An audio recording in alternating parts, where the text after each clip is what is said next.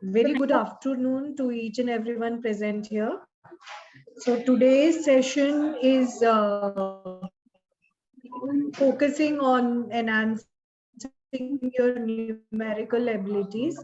So we have with us very renowned professional to guide you in this direction, who is the expert in the quantitative skills and logical reasoning and data interpretation. He holds a professional experience of 18 long years in guiding the CAT and other entrance aspirants and score better in the numerical sections. So today he is with us to guide you on enhancing more closely to improve your numerical performance in your entrance examination. So I welcome you, sir, to this session. So I'll hand over this session to you, sir. Yeah. Okay, ma'am.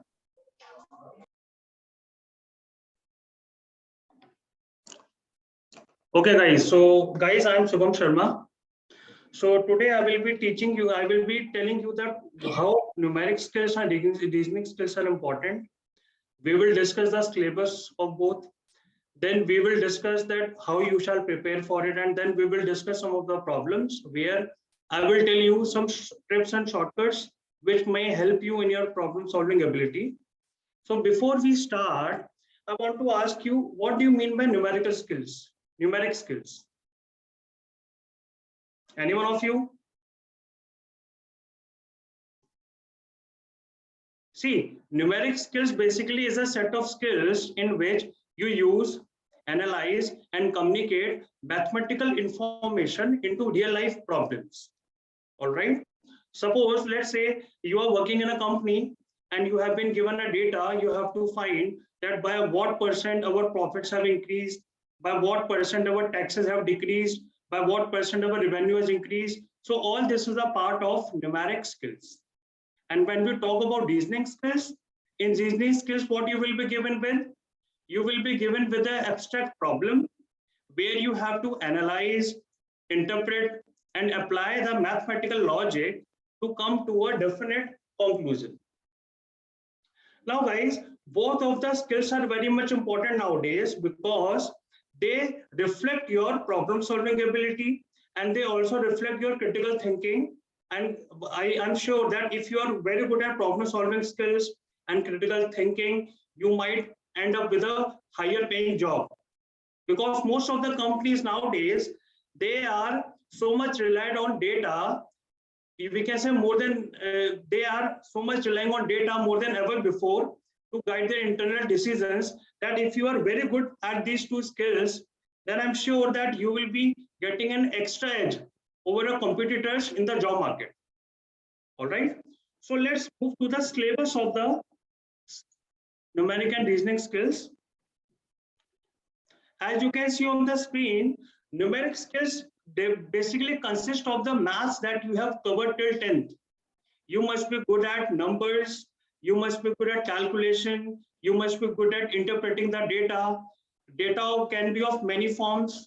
It can be in form of a pie chart, it can be in form of a bar graph, 3D graph. So there are so many sets of data that you can be presented with. So you have to analyze that.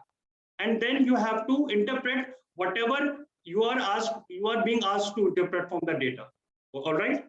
And if you talk about the syllabus of reasoning skills, you can clearly see on the screen there are 5 major areas in which your reasoning skills are considered, or we can say you are judged on these 5 skills. And guys, one of the best thing about these reasoning skills is that even if you are from a non-mathematical background, let's say you haven't touched maths after your 10th. So the best part about reasoning skills is there is no syllabus for that. Anything under the sun considered is a part of logical reasoning. So basically these 5 areas are tested in your entrance test, or we can say in company's test. So there are many type of problems that can be asked, like blood relation problem, we can say direction sense, logical reasoning arrangement, where you have to arrange some people around a circular table. It can be a square table, it can be a rectangular table, hexagon table.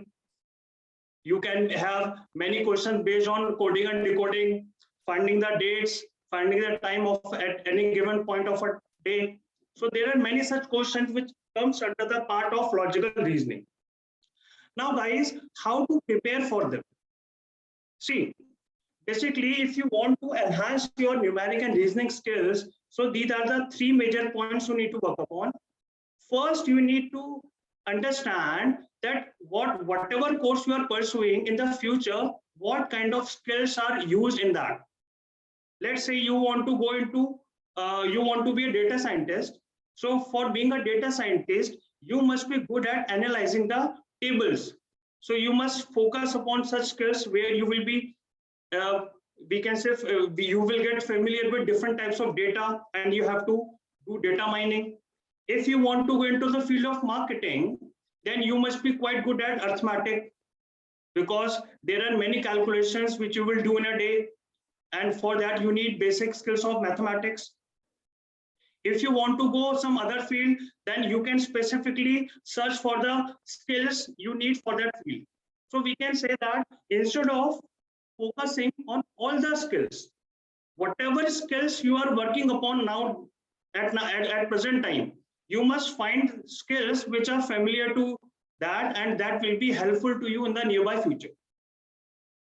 Now, the second part is, if you haven't started practicing for numeric and reasoning skills, then you must start doing it now, because they will be of immense help if you will be appearing for any company after graduation, or you will be going for study abroad, or you will be appearing for any, we can say, any other competitive exam of India. So in all such cases, you must be well aware of the pattern. You must be well aware of the skills that you need. So I must say that you must join a coaching where we have some, we can say, weekend batches. Most of the coachings run weekend batches where you can enhance your skills. And I'm sure once you enroll for such coaching, you will definitely get your confidence boosted. And the third most important thing is practice. See, whatever you will be learning in the classes or in the sessions, you need to practice it a lot. In the starting, when you are very much new to everything, then you can start your practice without looking at the time limit. And once you are thorough with the basics, then you can start doing the practice within a constrained time. So this is how you must target your practice for reasoning and numeric skills. All right. So guys, I am done with the theory thing. Whatever I have to say, I have completed it. Now we will discuss some problems where I will tell you some shortcuts to solve some basic kind of problems. All right. So let's go to the problems. I have a problem on the screen.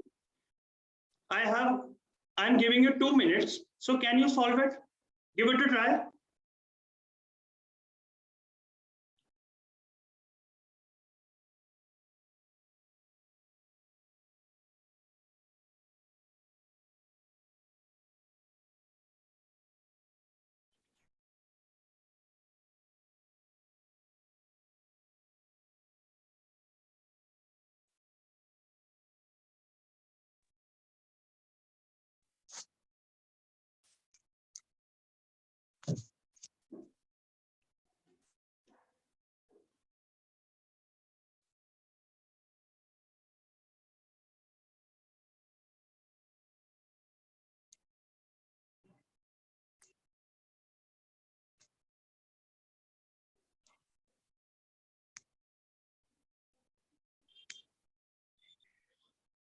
How many times digit 1 will appear in the counting from 1 to 100? This we have to find.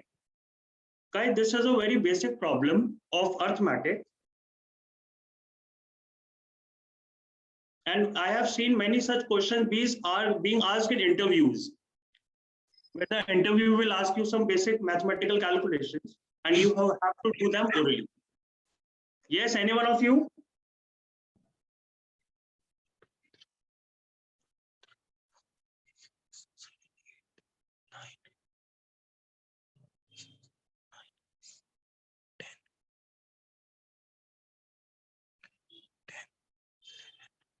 Sir, I can see Manisha has put a message.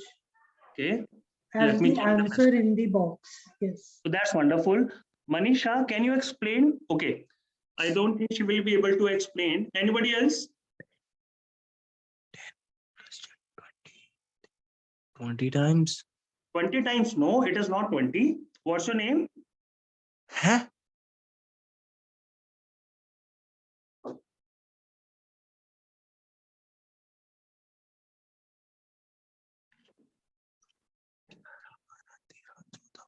So guys, let me help you with this.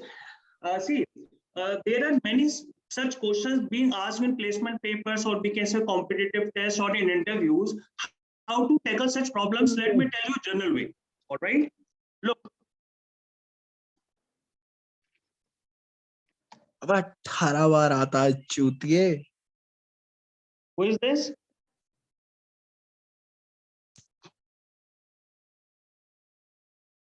Look, guys, I have to find how many times digit 1 will appear in the counting from 1 to 100.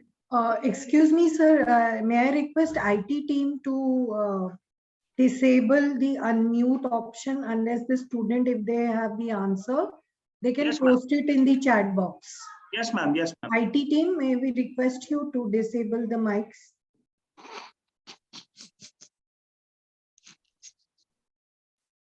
Look, guys, if I want to find how many times any digit will come in this range, what is the best way? Look, the largest number in this range is 100. 100 has 3 digits. So, guys, I will write 3 places: hundreds place, tens place, units place. All right. Now, before I start, let me ask you a very basic calculation. If I ask you how many numbers are there from 10 to 25, so most of the students will reply 15, which is not the correct answer. See, if I'm asking you how many numbers are there from 10 to 25, what you will do? You will do 25 minus 10 plus 1. Why this plus 1? Because I have to include 10 also. Okay, so whenever I ask you how many numbers are there from A to B, what you will do? You will simply say B minus A plus 1. So the question is, how many times 1 will come in the counting from 1 to 100? So guys, I will count at places. Can anyone just tell me, or you can just imagine that how many times 1 will be at hundreds place in the range of 1 to 100? How many times digit 1 will be at hundreds place? Only once in 100. So I will write 1 here. All right. Then let's move to the tens place. When is the first time digit 1 will be at tens place? When is the first time digit 1 will be at tens place? 10. So starting from 10 till 19. So starting from 10 till 19, how many numbers we have? 10 numbers. How? 19 minus 10 plus 1. So we have 10 such numbers. So we can say in 10 numbers, 1 will be at units place. How? Sorry, tens place. How about units place? Now, whenever I need to find how many times a particular digit will come at units place, there is a very basic way of doing that. Look, in the first 10 numbers from 1 to 10, in the first 10 numbers, how many times digit 1 is at units place? Once only, in 1. In the next consecutive numbers, how many times digit 1 is at units place? Only once in 11. In the next 10 numbers, how many times digit 1 is at units place? Only once, that too in 21. All right. So I can see that in a group of 10, one is coming only once. So how many groups of 10 you can make in 100? 10 groups. So in 10 groups, how many times digit 1 will be at units place? 10 times. So we can just add them up, and answer is 21 times. So guys, applying this logic, you can find occurrence of all such digits like 2, 3, 4 in the range of 1 to 100. Then we will make it a bit harder. Okay, so let's count. Let's find how many times digit 2 will come in the range of 1 to 100. We have to find the occurrence of digit 2. Take your time and tell me the answer.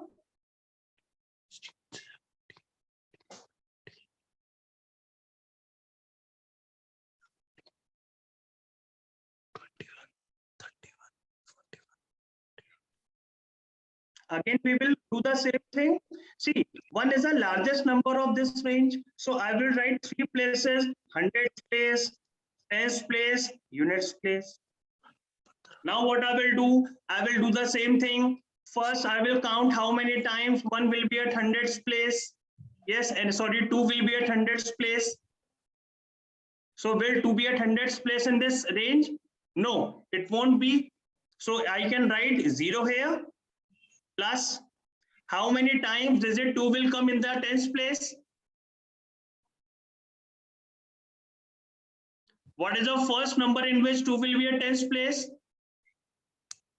20. So starting from 20 till 29, how many numbers are there? 10 numbers. So I will write 10 plus how many times 2 will be at units place?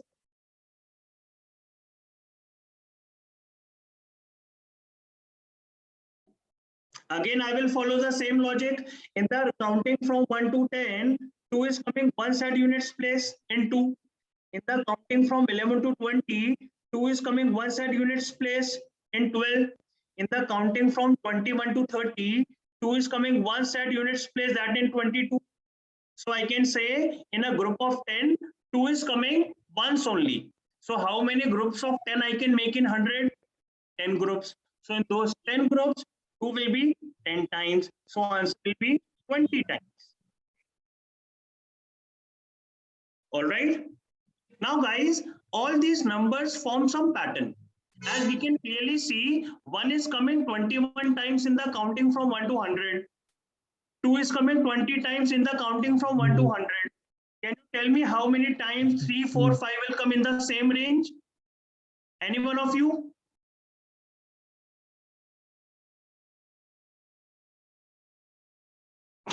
How many times digit 3 will come in the counting from 1 to 100?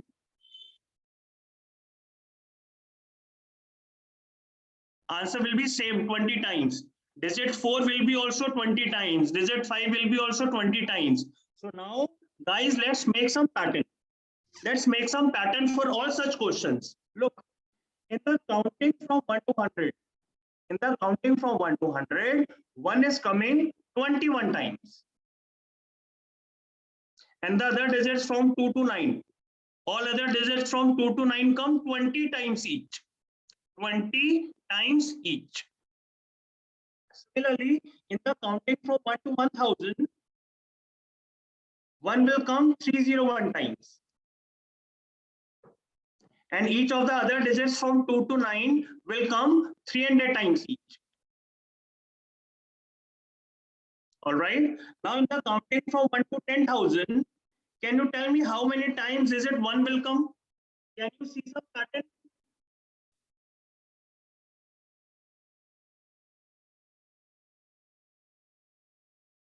From 2 became 3 and 1 0 is added in the middle. So now if I want to find how many times digit 1 will come in the counting from 1 to 10,000, I will do the same. I will apply the same pattern. 2 plus 1 is 3, 3 plus 1 is 4, and 2 zeros in the middle. So 4,001 times. And how about other digits from 2 to 9? How many times each of the digit will come?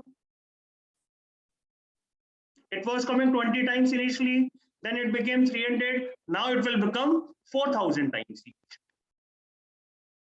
So this is the pattern I was telling you.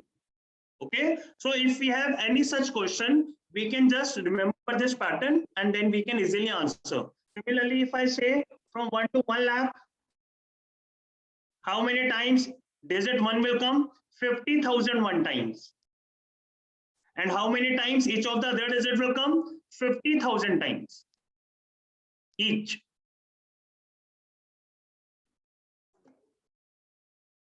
So guys, this is one such problem where you have to apply basic arithmetic skills to answer it. And question was not that much difficult, but most of the students generally do manual calculation, like they count where in which numbers 1 will come. But if range is bigger, then you will get confused. So hence we will apply this logic of counting at places, and now you can easily answer it within fraction of seconds. Now let's move to the other type of problem. This is one such question. Now read the other question.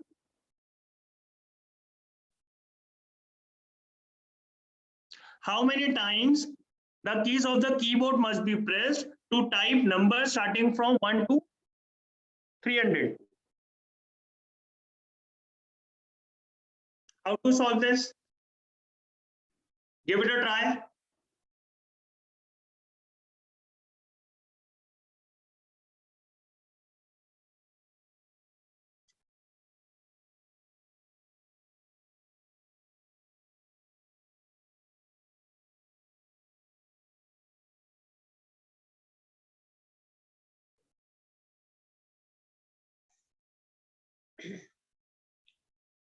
If you have to respond to sir's question, then you have to put your answer response in the chat box. Yes. How many times I will press the keys of the keyboard to type all numbers starting from 1 to 300? If anybody want to answer, he can type the answer in the chat box.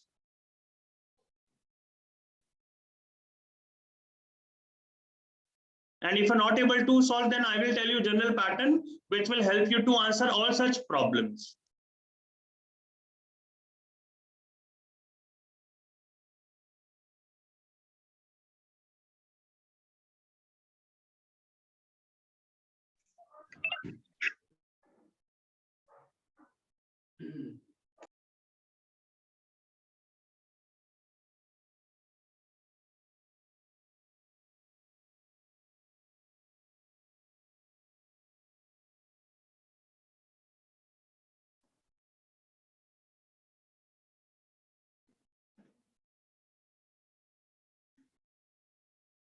Okay, guys, let me help you with all such questions. Look,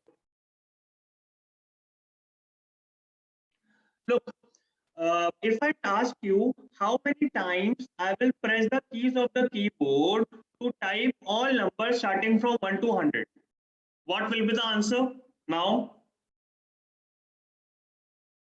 Will it be 100 or more than 100?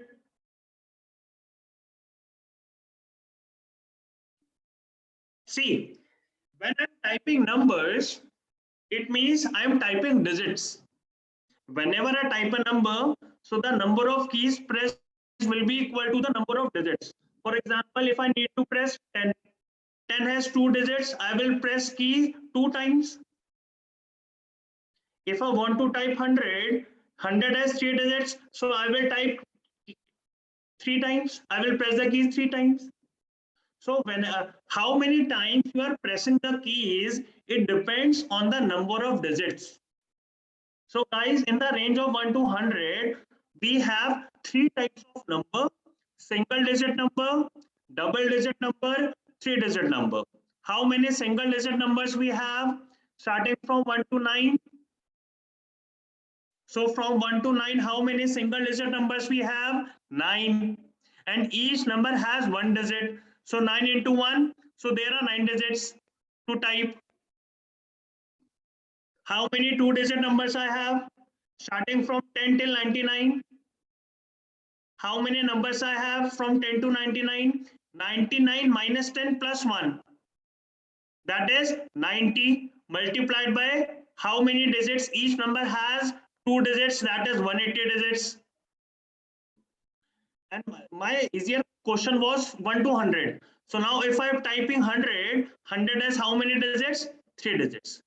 So this will give you the answer, that is 192 digits. All right. My original question was from 1 to 300. Now, can any one of you answer it? What will be the final answer?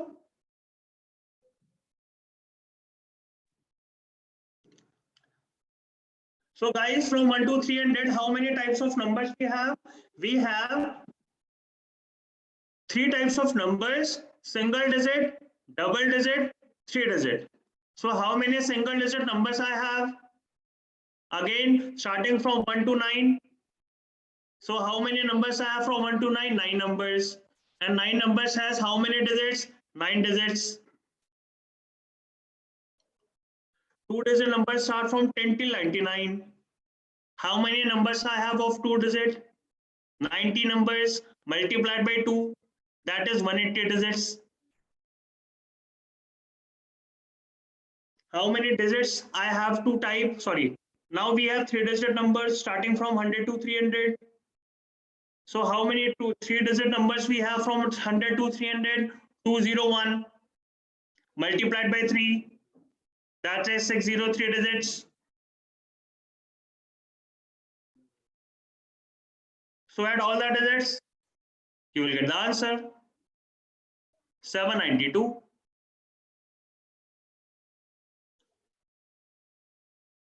Okay, students. So now we can generalize this thing. I have given you 2 examples. Now how we can generalize it? Let me show you how we can generalize that. Look, from 1 to 9, we have 9 numbers multiplied by 1. That is 9 digits. From 10 to 99, we have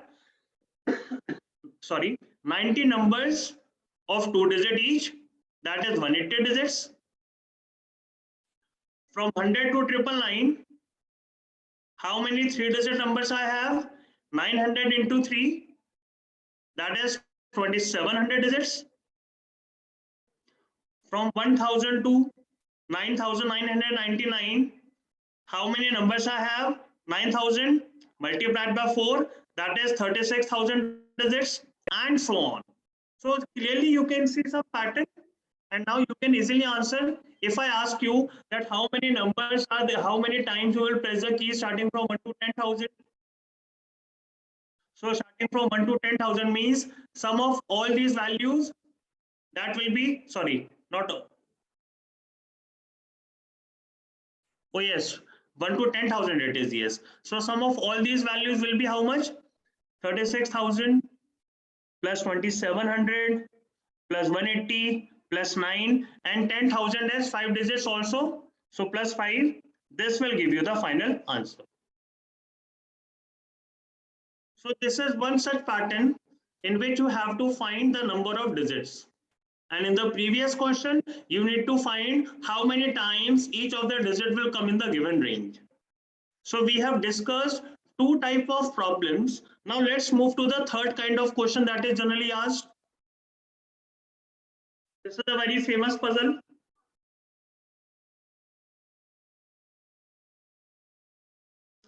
Let's assume we have 3 identical balls. Whenever I say identical, identical means same size. So we have 3 identical balls, and out of these 3 balls, 2 are iron, 1 is wooden. We have a weighing balance. In how many minimum number of weighings we can find which ball is wooden. How to do that?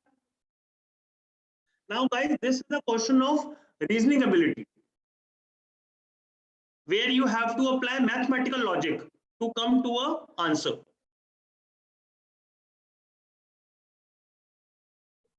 Can any one of you solve this?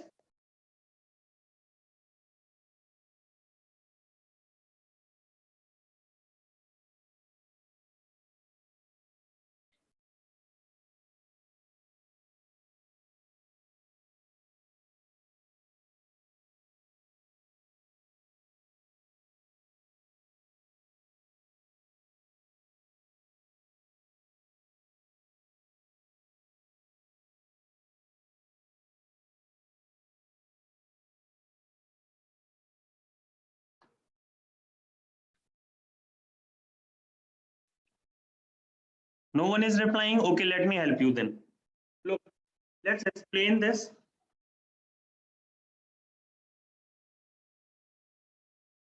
Look guys, my question was, let's say I have these 3 balls.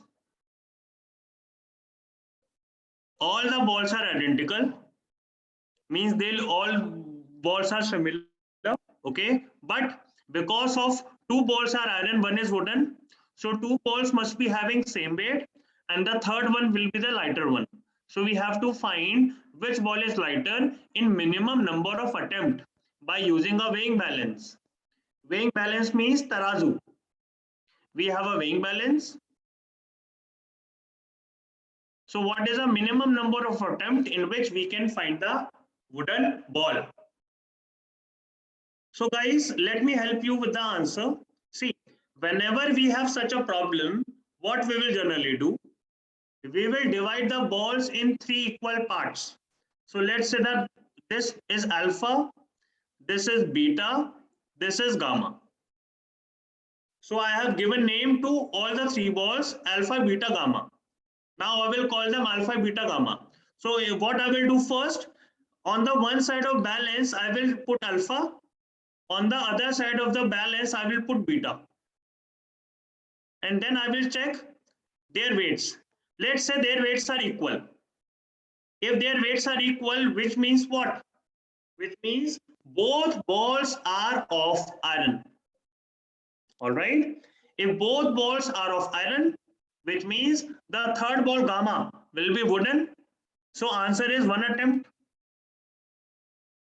So in one attempt, I have given the answer. Let's take another case. What if alpha is heavier than beta? If alpha is heavier than beta, which means alpha will be the iron ball and beta will be the wooden ball. So there is no need to check gamma. So here again in one attempt I have answered the problem. What if alpha is lighter than beta? If alpha is lighter than beta, again I can confirm that beta will be the iron ball and alpha will be the wooden ball. So again one attempt. So I can clearly see these are the three possible cases which may arise, and in each of the case I can answer the question in only one attempt. Hence answer for this puzzle will be 1. In one attempt I can find which ball is wooden. Okay guys, now let's take the question. Let's say the data. Let's take the data for this question. I have just seen that for three balls, answer is one attempt. Now I have 9 balls, in which 8 are iron, 1 is wooden. In how many minimum attempts we can identify the wooden ball? Again the question is same, but data is now the balls are much more than 3.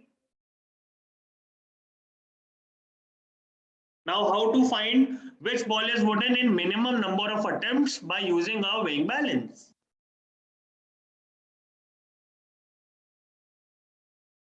As I told in the previous question, that whenever you have such a problem, the best way is to divide the balls in 3 equal parts. So again, I will divide them. I will say this group is alpha, this group is beta, this group is gamma. In the first weighing, I will compare alpha with beta. Let's say alpha is equal to beta. On the one side of weighing balance, I will put alpha. On the one side of weighing balance, I will put beta. And I will check if their weights are equal or not. If their weights are equal, that means one weighing has been done. And we can confirm the wooden ball will be in gamma. Now we have just, in the previous question, we saw that to identify one ball from 3 balls, I need one weighing. So from I know the defective ball is in gamma and gamma has 3 balls. So to identify defective ball from 3 balls, I need one more weighing. Answer is 2 weighings. What if alpha is heavier than beta? If alpha is heavier than beta, what that means?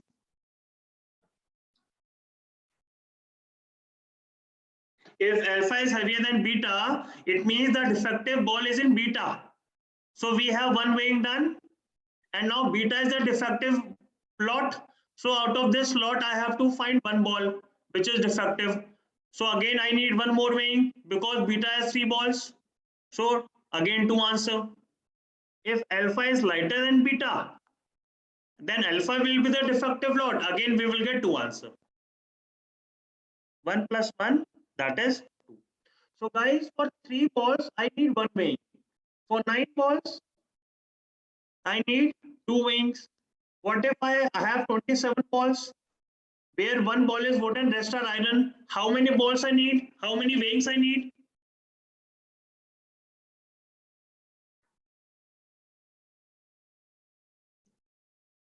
Then I will need 3 weighings. I will require 3 weighings. What if I have 81 balls? 4 weighings. Can you see some pattern? Here also, any pattern that you can see? Answer will be, look, whenever you have balls, just convert them in powers of 3. Just convert them into powers of 3. 3 balls means 3 raised to the power 1. Hence answer is 1 weighing. 9 means what? 3 square, which means answer is 2 weighing. 27 balls is what? 3 raised to the power 3. Hence answer is 3 weighing. 81 is what? 3 raised to the power 4. Hence answer is 4 weighing. So guys, whenever you have number of balls given, just convert them into powers of 3. That will give you the answer. There are many questions in which balls are not powers of 3. Then how to solve it? Let's discuss a problem. Let's say I have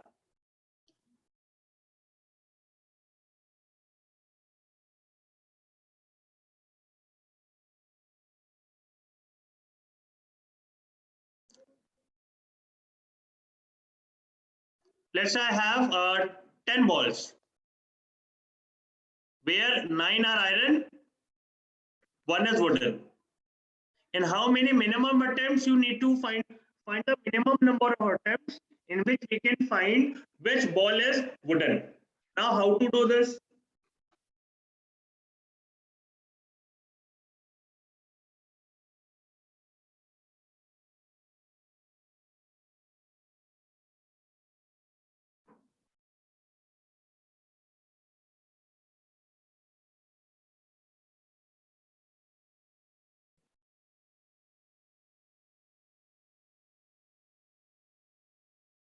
Now the 10 is not power of 3. So what I will do? I will simply check 9 lies between which powers of 3. So 10 lies between which powers of 3. So 10 lies between 3 raised to the power 2 and 3 raised to the power 3. So always the bigger power is the answer. So that means if I have 10 balls in which 9 are iron, 1 is wooden, answer will be 3 weighings. What if I have 100 balls? How many weighings are required? In which there are 100 balls in which 99 are iron, 1 is wooden. We need to find which ball is wooden by using minimum number of weighings. What will be the answer now? So we will just check 100 lies between which powers of 3. So 100 lies between 3 raised to the power 4 and 3 raised to the power 5. Hence, the bigger power will be the answer. That is 5 weighings are required. All right. I hope this is clear. Okay, guys, let's move to the another kind of question. Let's say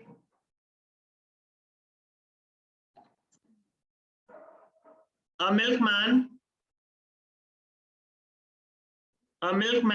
has some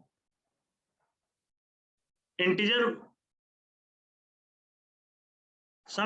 weights which are distinct. A milkman has some integer weights which are distinct. By using these weights,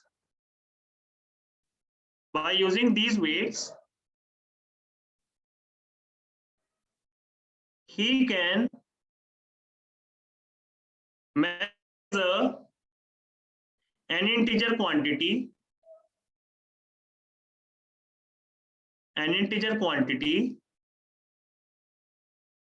from 1 kilogram to 63 kilograms. Find these weights.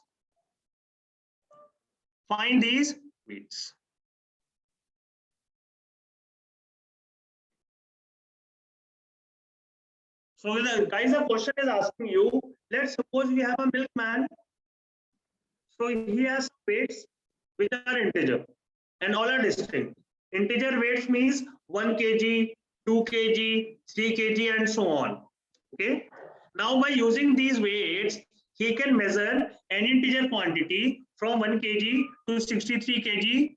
But just wait, I forgot something. By using one side of weighing balance. By using one side of weighing balance. One side of weighing balance. Find the weights.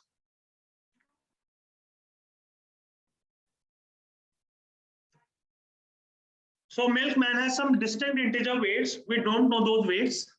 So what he is doing, by using one side of the weighing balance, he can measure any quantity from 1 kilogram to 63 kilograms. So we just need to find those weights. What will be those weights? For example, if you want to measure 20 kg, he can simply put some weights on one side of the weighing balance and he can measure it. So we have to find those weights, and please remember the weights must be distinct. I have mentioned in the second line that the weights must be distinct.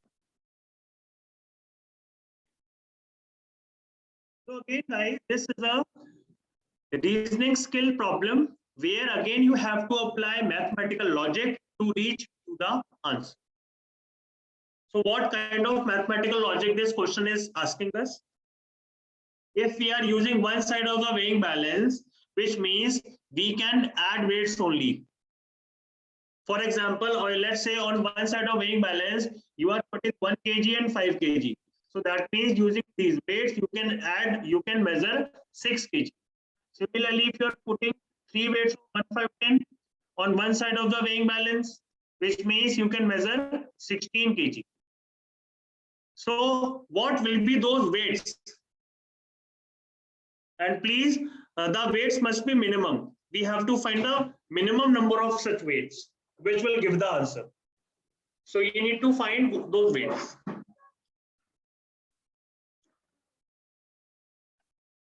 If anyone knows the answer, you can reply in the chat box.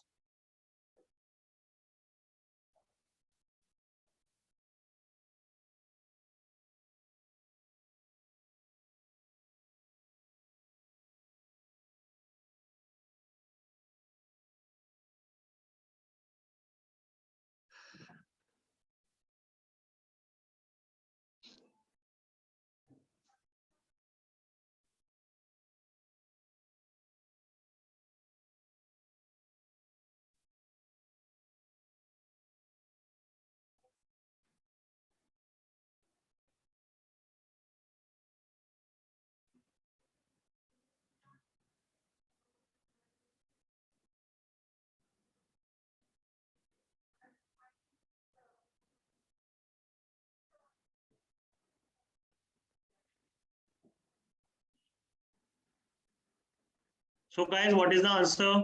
Anyone of you?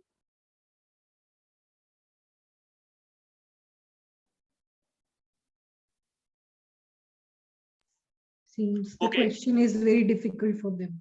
No one has. No, okay. Then let me help. See, guys, this is a very easy problem. If you know a certain logic, let me tell you that logic first, then we will answer this question. Okay. The logic is by adding powers of 2. By adding powers of 2,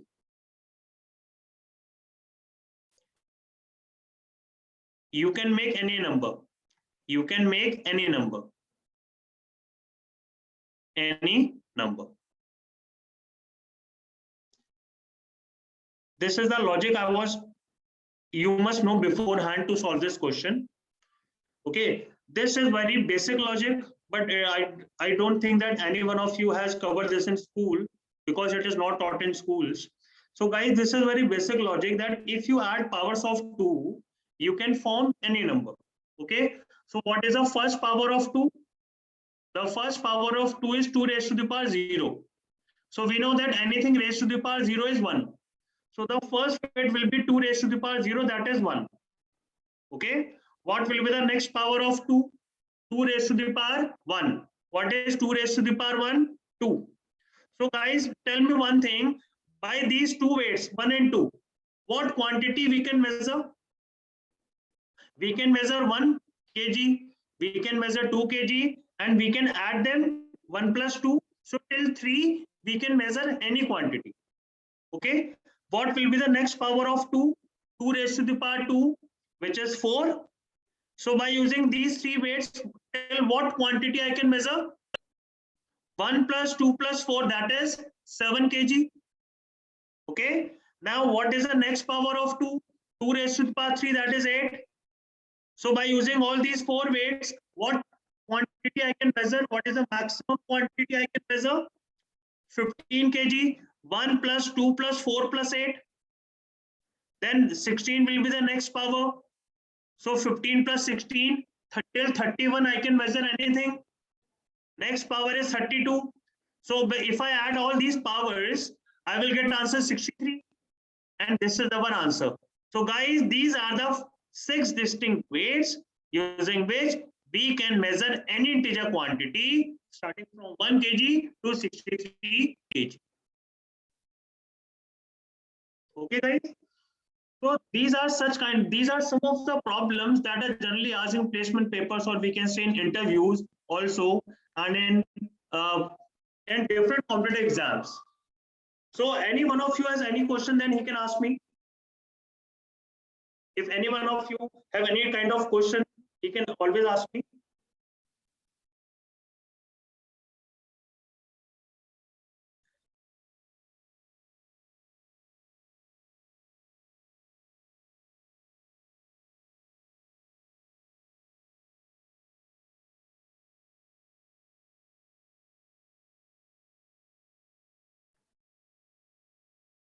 Shikha ma'am, I think we shall wind up the session now.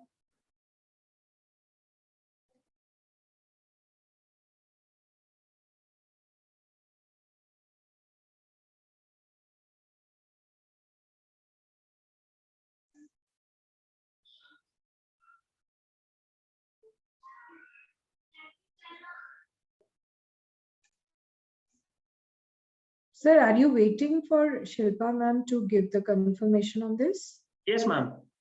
All right.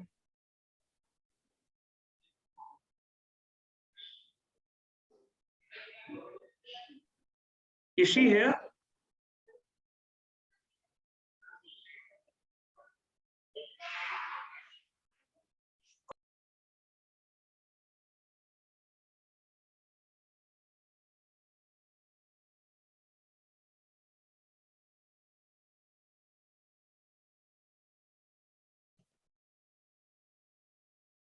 So ma'am, can we wind up the session or shall we wait?